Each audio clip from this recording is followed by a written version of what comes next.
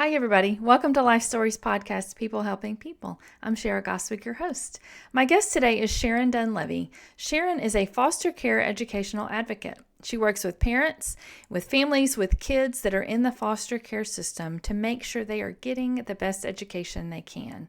You can tell that her heart is in it, that she truly wants to see these kids succeed, but also she wants the parents to understand as much as they can about this journey. There's so many things to know and to fight for. And she teaches people how to do it correctly, how to do it right.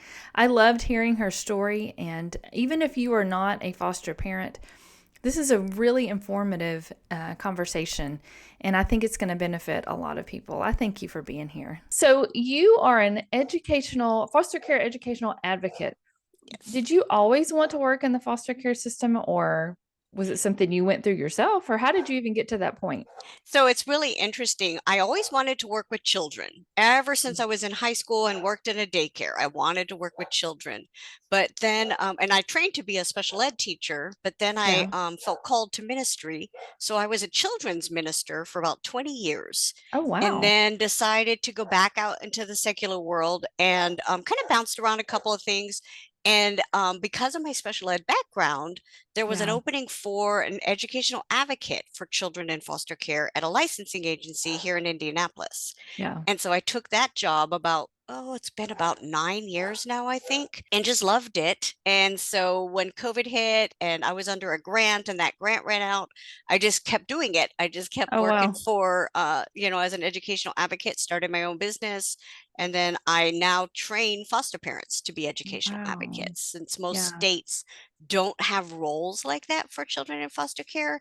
It's Yeah. just one of those forgotten fields, right? Foster kids have a hard time in school. People don't think about that. So Gonna just kind say, of came around it kind of a roundabout way, but yeah. yeah. Well, I have talked to people that worked in foster care, but I have not heard about this either. And it makes sense. It's Yeah. something that is needed for all kids, but especially kids that Yeah. don't have people advocating for them. Yeah. And so, why do you think it's so important to do what you are doing? Because right now, about a quarter of our kids, our foster kids in this country, and there are about 500,000 of foster kids in Wow. our country. It's dropped quite a bit, but it's still close to 500,000. About a quarter of them don't even graduate high school. They can't get good jobs. They end up on welfare. I mean, there's just a Yeah. lot of things. But then the other thing is, even if they do graduate, about 20% end up either homeless and or incarcerated. So Wow. again, that's a huge number. And a lot of that stems from the fact that they're not getting Yeah. the help they need in school. They're not learning Right. the skills they need in order to have a good career or a successful life. Yeah. And some of that is educational, some of that is emotional and mental. Right. There's a lot that goes in for a child with, Sure. because a child in foster care essentially is a child with trauma. And Right. so there's so much that goes into understanding trauma in order to Yeah. help them be successful. And we're just not there Absolutely. yet.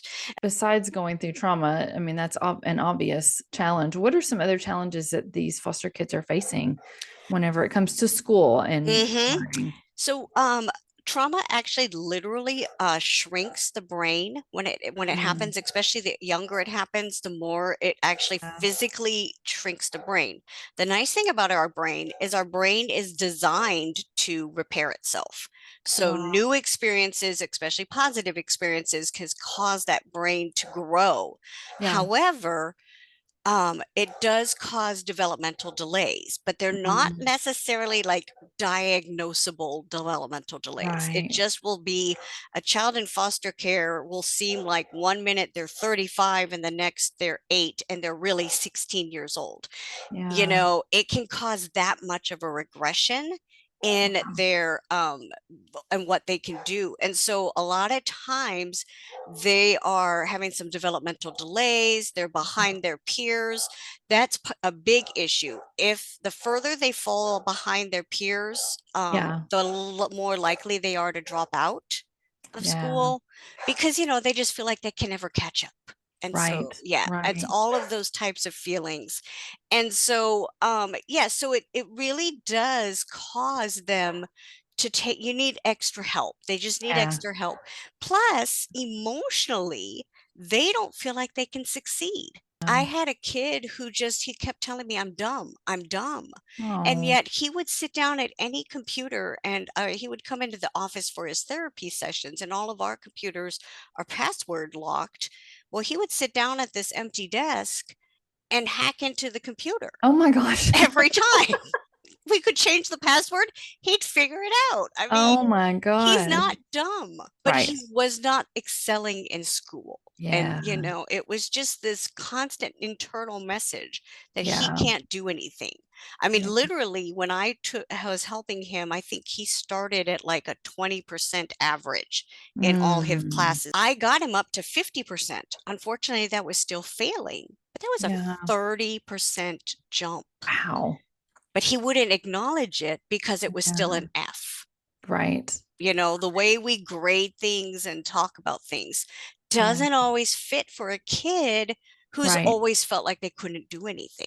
And Yeah. so, yeah. And the more they, the more the kids hear things like that, the more they're going to believe them. And Yes. I hate that. Yes. I hate that. But Yes. we do the same thing. Adults do the same thing. We just know how to redirect those thoughts and Hmm. change them. Kids don't always know how Sometimes. to do that. Yeah, sometimes, but Yeah. we're better Yeah. at it than kids are. And Yes. so I hate when kids feel like that. For people that are not aware of kids that are in foster care or know any child that's been through that, Hmm. how does frequent school changes affect them? Like sometimes it can't be helped. If they're moving around from family to family, Hmm. that's probably going to happen. But how you tell us how it affects kids that are going So, through that, it does. It affects them a lot because they're not bonding, they're not right? building relationships.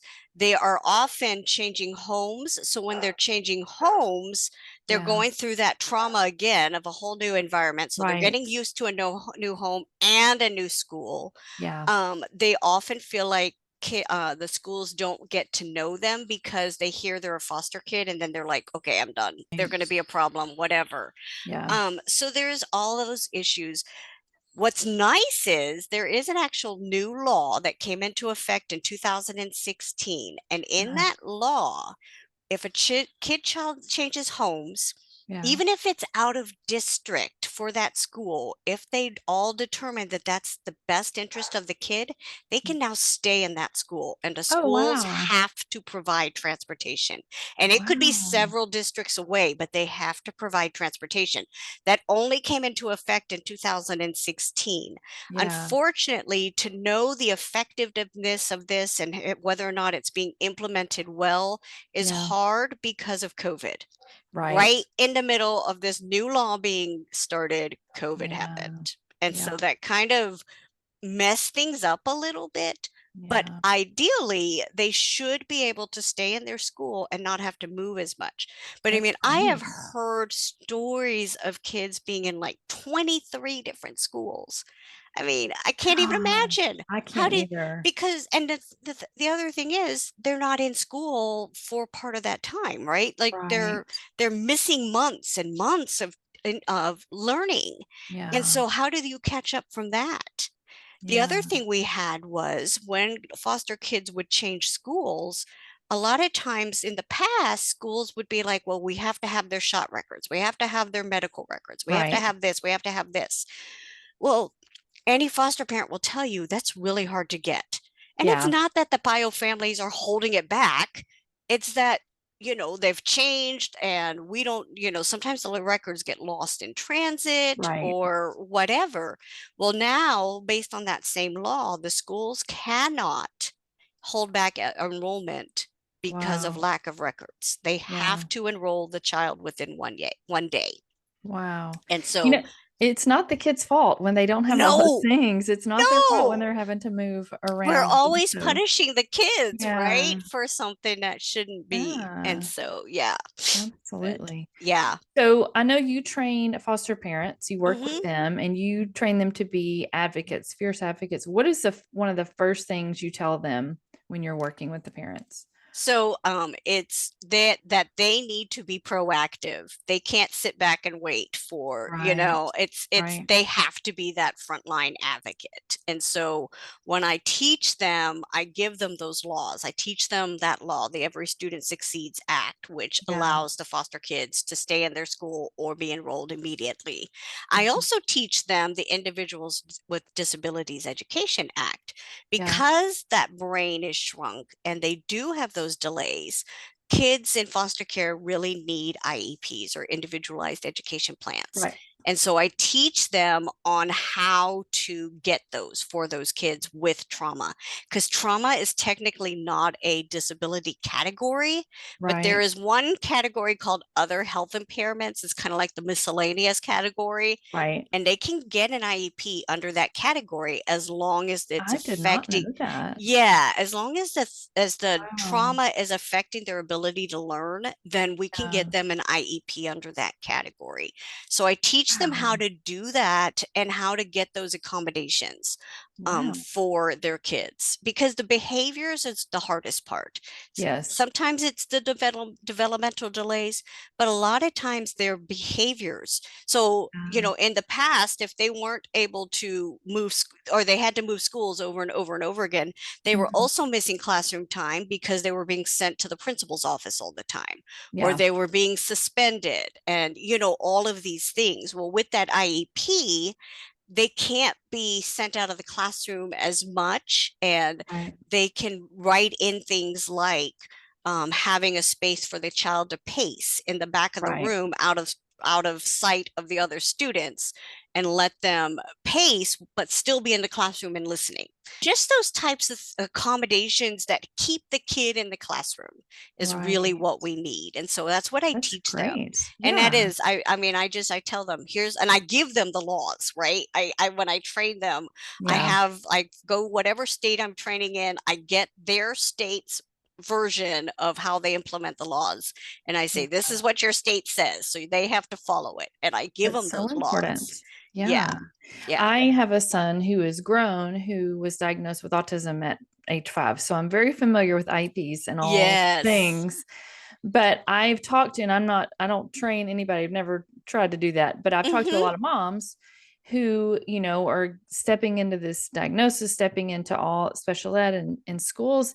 And it Mm-hmm. surprises me sometimes that parents are afraid to be Yeah. bold, and they're Yeah. afraid because there were instances where people were intimidating with me, Mm-hmm. tried to scare me in meetings, and Mm-hmm. so I get that, but man, after going through it for, 13 years or however long, Yeah. I really encourage them to be bold. Like you are the child's only person that's going to stand up and tell them Yes. what exactly, And the best of what that yeah. could mean. And So, some of that means that you have to do some research ahead of time.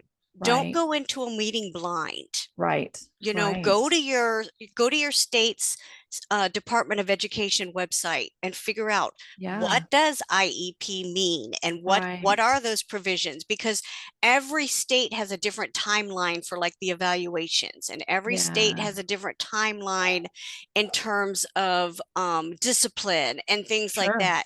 So there sure. are some federal standards, but then every Yeah, state can implement just a little bit differently. But right. know that what your state does. And if you can walk in with the special ed guidebook in your hand, Yeah, they know you've done your homework. They're yep, not as likely to intimidate you. And that right. is something I tell the parents too. Yeah. Don't go in blind. In all the years you've done this, is there a story that you can share that, a parent that you worked with just had a really great experience, Yeah. from what you taught them? Yeah, I can share a story from the foster parent and a kid's perspective. Oh, So yeah. I had a kid who came out of residential. He had been in a residential center. And if you know anything about group homes or residential centers, a lot of times they are all kids who have very high behaviors. Well, you Right. put a group of them together, guess what? Yeah. There's going to be Yeah. even more behaviors. So Right. he came out with this label of being angry and dangerous Yeah. and fights and all these things. And he was in ninth grade when he came, or he was in finished ninth grade. We were getting him enrolled into 10th grade. And first, the school didn't even want to take him based Wow. on what the residential center center said, but we had worked with him all summer, his foster parents and I, and Yeah. we knew he wasn't like that. He just was in survival mode in that Yeah. center. So we got him enrolled, we got him going in classes. And then partway through his 10th grade year, we learned the residential center lost all his ninth grade credits. Oh my gosh. So he had to do ninth grade classes at home on the computer at the same time he was taking 10th grade classes. Wow. We got him graduated half a year late, but we got him graduated. Yeah. He's doing, in fact, I just saw him this last weekend. Oh wow. My husband and I drove down and picked him up in southern Indiana and drove him back up so he could spend the week with his former foster family because he Wow. really wanted to spend that week with them. Yeah. And then we drove him back down just on Monday. But he's doing really well. He does still have some anger issues, like he gets Yeah. frustrated and he knows. But I was talking to him, he's 24 now. And he was like, he's still in therapy. So he's taking Yeah. care of himself. He has his own apartment. He has a dog that he just Yeah. loves. He's doing That's well. awesome. He's self-aware enough that he recognizes that some of the challenges he's having in work are Yeah. related to his stress and everything, Sure. but he's managing it. His Awesome. foster, and I will say his foster parents were some of the best we had in our agency. And Yeah. so he's really like, yeah, they That's they just awesome. they really worked with him. He and the foster dad just really bonded, and that was really important for him because his own dad was very emotionally unavailable to him Mm-hmm. because he had his own addiction issues. So having that foster dad that he Yeah. can really bond with and still be bonded with, right? Yeah. Because that's so important for kids, is to Sure. have adults who care about them that are non-parental, Right. right? We expect our parents to care about us, but when we Yeah. have a non-parental adult that takes an interest in us, it Hmm. really makes all the difference. They need support. They need They that do. emotional support. Yeah, and So, not just like foster kids, right? no, Every kid all can kids for benefit sure. from having that extra support from a Sure. non-parental adult. Yeah. Sure. So, if there is a family parent listening who has a foster child and they Hmm. are frustrated, but they want to be working with the schools and the teachers, what is the Hmm. best thing they can do? The teachers and the parents learning to work together. What is the best thing they can do? So one of the things is you really want to set up your relationship with the teacher early. So as Mhm. soon as the kids put in the class, I always tell the foster parents, make a meeting. Don't try and talk to a teacher at drop off or pickup. Like that is the worst time to try and talk to a teacher. Make a meeting with the teacher and sit down and say, I've got this foster kid. These are the triggers that I know. Yeah. I would appreciate if you watch for triggers. So you set up this kind of team mentality and from the beginning. I also tell my foster parents to give them let them know, how do you want to be contacted if something's come up? Right. Do you want to be contacted right away through text, email? What's the best way to reach you? And Yeah. have the same for the teacher. What way can I contact you? Because, kids with trauma one day will be great, and the Right. next day they may just wake up and they'll have a bad day. And so it could be helpful to be able to text the teacher and say, hey, Johnny woke up in kind of a bad mood this morning. I just want you to Right. know. Other things they can help with, and that, if you set it up as this, you're helping each other, Right. is, are they having energy drops at the end of the day? We have found that a lot of times the medication that kids are Mm. on will cause them not to be hungry, and Yeah. then they get towards the end of the day and all of a sudden they're hangry, right? They're Yeah. Yeah. they're grumpy because they weren't hungry at lunchtime because of the medication, and then all of a sudden at 3 o'clock or 2:30, and it's towards the end of the day, and they're just a mess. If there's certain periods, but really it is all about setting up that positive relationship early Mhm. so that it's not adversarial later. Right. And that I think is really important, because Yeah. if the first time we're meeting with a school and the teacher is when we're in a meeting because the kid misbehaved, And Yeah. we could have let them know ahead of time some of the Right. things that might have set that kid off. It just doesn't go well, right? Yeah. So Yeah. really build that relationship early. Yeah. Get That's to know the awesome. principal, volunteer if you have the Right. opportunity. I Right. mean, I was a volunteer even when I was Yeah. working full time. I would work in my kids' classroom and all the Yeah. way up until 5th grade, and then middle school didn't like volunteers. So Yeah. I was like, Yeah. okay, I but I tried to make myself very present when my son was yeah. growing up, and I'm probably had a reputation too. I don't know that it was a nice one, but Yeah. I try to be very kind until you mess with my children or my Yeah. grandkids, then You forget it. know, the one school, they tried to do a thing here where they were trying to separate the 4th and 5th graders. Mm, And so we had a school that was just 4th and 5th grade. And yeah. I was part of the PTO there, and we had a Yeah. teachers appreciation committee. And I signed up for that because I knew I had Yeah. that reputation. So then I was like, well, I want them to see me in a positive light There you too. go. Yeah. So my husband and I would like bring in breakfast stuff and things like Right. that. That's nice. Yeah. Yeah, and we could hang out and they'd be in the break room and get to know the teachers. So Yeah. sometimes, yeah, doing something in the school that's not related just to your kid. I mean, Right. it's kind of like that thing where if the boss calls you into the office, you did something wrong because they Right. never tell you anything positive, Right. Right. right? That's not a Yeah. good way to lead. So it's the It's same not. thing. If you can be involved in the school in Sure. other ways, that's just not about you advocating for the kid. Sometimes Yeah. that can break down those barriers too. That's Yeah. awesome. That is awesome. What about, a parent or someone who has thought about fostering kids, if they just haven't made that jump, they haven't Mhm. made that leap. There's so much to think about when you're bringing children in your home, whether you have kids or not Yes. already. There's just so many Yes. things to think about. What could you say to encourage a family that's just on that line, that's thinking about it?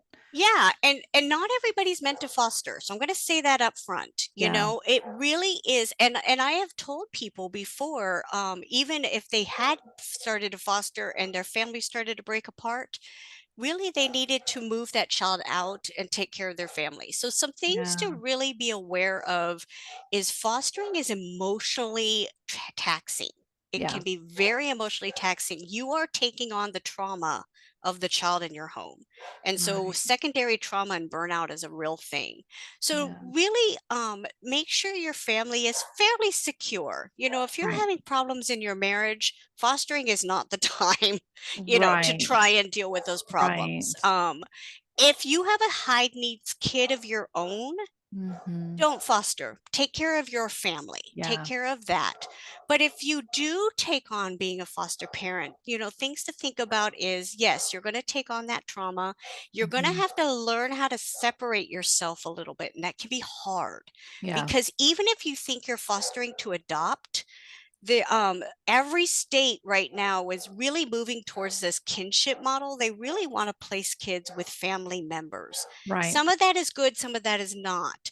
But what Right. happens is, like in Indiana, they have a certain period of time where they have to look for any possible kinship person before they will agree to an adoption. Wow. And that could be, we had a little boy, they were all ready to adopt. And dad, somehow they found dad. He didn't even know the little boy existed. And Wow. he wanted him, he Mm, wanted that relationship. So they lost the adoption. So you have to be ready for those types of things. right. Fostering, your schedule is going to be a mess. If you're a person that needs structure and consistency, it's not going to happen. You're going to Yeah. have things come up. You're going to have appointments. You're going to have people in and out of your house. Wow. You often feel like you're in a microscope because you are Yeah. having your home, you have to have inspections. There are certain standards you have to meet. So it is a lot. Yeah. However, if you are in a good place and you have that capacity to open your home to a child, knowing that love may not just be enough. You're really going to have to spend Yeah. time with them. You're really going to have to help them feel like they belong. I just did a class on this for foster parents. I had a former foster kid come in, and I teach a monthly free class for foster Oh, wow. parents. And I get expert speakers to come in. Well, I had an expert speaker who used to be a foster kid, and Oh, she does a whole wow. program on how to build a sense of belonging. That's She awesome. and she does it with corporations. Like, she Wow. takes what she learned as a foster kid and feeling like they belonged out into businesses, and That's how do awesome. you build that sense of belonging. And so Sure. I bring in people like that. In order to be a foster parent, you do have to take a whole bunch of classes ahead of time, Right. and then you have to be relicensed every year. So you have to take Yeah. classes. So take that seriously. Yeah. Really don't just, don't go to classes to check a box. You want Yeah. to go to the classes because you want to know, like, what's the best for the kids. And most of the Right. parents I teach, that's what they do. Yeah. Every so often, I teach for the state of Ohio. I have a contract with them. And every so often, I get a box checker in one of my Right. classes. And I can always tell because they'll be I mean, I have like 5-star reviews, for Right. my classes. And Yeah. then all of a sudden, one will be like, this was so boring. All we did was read and stuff. And I'm thinking, no, we didn't, which means you Right. didn't really pay attention. Yeah. you know, Yeah. you came in with the wrong expectations, but Right. that happens. You'll get Right. box checkers, but for the most part, those Yeah. parents are there because they love children. They want to Right. make a difference. They want to. The other thing to think about as a foster parent is, how are you going to incorporate the bio family? If Right. you come in with the mindset bio family is bad, Mm. then any little thing that happens, you're going to see as bad. Yeah. If a visit doesn't go quite right, it's all about positive mindset or growth mindset. You have to come in with that idea that everybody has the best of intentions, but this family suffered something that caused them Yeah. to basically just fall apart. And it Yeah. could happen to any of us. Here in Indiana, when you train to be a foster parent, one of the things they talk about is, how did they lose their kids? And it could be a job loss. It could be the loss of a spouse, could be a illness that you didn't realize was coming Yeah. on. It's not always abuse and addiction. You can't make those assumptions. So being able Yeah. to empathize, have some compassion for who you're working with really does make a difference. Yeah. That's got to be hard. Hmm. Because I mean, you think that you automatically think that, and it's, yeah, when you Hmm. talked about all the things they have to do, the licensing and the inspections and the people in it, and yet there are still foster homes that are not treating their kids well, and so Yeah. that it's just hard. All of There's It just so is much it involved is in it. hard, and that's a state issue, and some of Yeah. that is, I mean, we know Right. anything in this country that has to do with kids is the lowest paid jobs, Yeah. right? Isn't that frustrating? It is. Yeah. Teachers are so poorly paid compared to others. Right. Social workers, these ones Yeah. that work at the state level, that's an entry level job, and it Yeah. should not be. Right. But that is an entry level job. You are getting kids Yeah. right out of college having to deal with, they've never even had kids themselves, Exactly. and they're having to deal with family issues. Yeah. And all they've heard in college now, a lot of social work programs are going to practicums now, which is really good. Their entire career Sure. or their entire education is around practicums, and that is Yeah. perfect. When I went through school to be a teacher, I specifically went to Syracuse University because we were put Yeah. into a classroom from the very beginning. They did not want us to be like other schools where you didn't even get into a classroom until your second half of your senior year, and all of a sudden you Wow. realized you didn't want to be a teacher. Yeah. I mean, that happens in some schools. They Yeah. never actually interact as a social worker till they get out into the field, and it's overwhelming. So the Yes. turnover rate at these departments of child services or child welfare or Mhm. whatever they call them in your state, it's a lot of turnover. And Yeah. so, and they're not, and like, they don't learn these education laws. I just taught a Right. group of caseworkers, and I said, I bet you never learned any of this in your college, and they did not. But this is Wow. a huge part of what they should know. is Yeah. that these laws Absolutely. exist. Yeah. Absolutely. So yeah, it's a lot. It is a lot, and they're always under a microscope, right? Right. And Right. so, but there are foster families that are not good and they slide under the radar. And I think a lot Yeah. of that is because these caseworkers have enormous caseloads Sure. and they're basically popping in for 30 minutes. It's easy to make your home look good and yourselves look good for 30 minutes, Right. right? Absolutely. And I that's think not that on the caseworker, it's on the state. right. And Yeah. I would assume parents who really want to do this don't mind being under the microscope. They don't mind Right. doing because if they're Right. doing everything they're supposed to be doing, they're not worried Mm-hmm. about, you know what I mean? So Mm-hmm. I get that part. It just sometimes breaks my heart. I It worked in a does. school for 5 years, Mm. and after being a parent of a child in special ed all those years, and then going into the school, I saw things very differently from a different Yes. perspective. And Yes. so, yeah, I can see both sides of it. So, and Yeah. it's hard for everybody, but it's so great when they can work together. And Yeah. the Yeah. And it best doesn't environment for have the to be kid. adversarial, but I Yeah, mean, it's the same thing on the school side. I don't really understand why schools push back on getting children IEPs. right. But I think a lot of that is we know there's title funds out there, but I have a feeling these schools are not being reimbursed from the federal government as Yeah, much as they need in order to really provide services. I mean, right. these classrooms of 30 kids with Yeah. no aides, and you've got, half of them have IEPs. I don't know what the teacher does. Yeah. I I mean, talked about this on, well, I wrote a book about my son's journey with autism several oh, years ago. yeah. And I talked about this, that there is a balance. Parents want the teacher to provide every single thing. And I get that. As a parent, you want your kid to have everything they need. You don't want them to Mm-hmm. lack. But then after being in the classroom and watching how many disruptions and how many you've got Yes. kids that can't listen and are busy, and then you've got kids Yeah. that are trying to focus, and then you've got announcements on the loudspeaker, and then Mm-hmm. there's so Oh, many things that yes. disrupt. So I get it from the teacher's perspective too. Like it's Mm-hmm. hard. It's Yeah. hard to do all that. So Yeah. I love it when they can work together and things work Mm-hmm. out well. Yeah. Well, thank you so much again. Thank you. I really enjoyed this, and I think there's so much to learn about Mm-hmm. because foster, like you talked about in the beginning, there's so many children in foster care. Mm-hmm. And even if we're not fostering, we're going to come in contact with those children. And we don't know it. Exactly. That's one of the things is Exactly. I call it kind of like this is a forgotten group. Like Yeah. we know they exist, but we don't talk about them. Well, Well, thank you thank so you. much. Thank you. This has been great. And I will be in touch when this is Okay, done and ready to go. Alrighty. sounds good. Have a great Thank day. you. All right, you too. Bye bye. Bye.